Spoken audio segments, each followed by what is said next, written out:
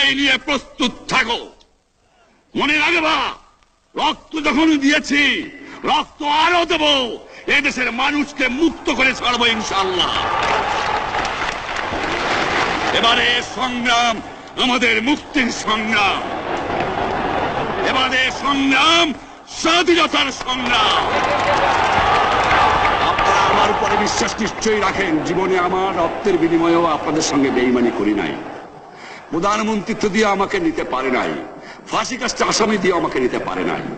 যে রক্ত দিয়ে আপনারা আমাকে একদিন জেলের থেকে বার করে নিয়ে এসেছিলেন, এই রেসকোর্স ময়দানে আমি বলেছিলাম আমার রক্ত দিয়ে আমি রক্তের ঋণ শোধ করবো, মনে আছে? আমি রক্ত তোমার জন্য প্রস্তুত। আমাদের মিটিং এইখানেই শেষ। আসসালামু আলাইকুম। জয় বাংলা।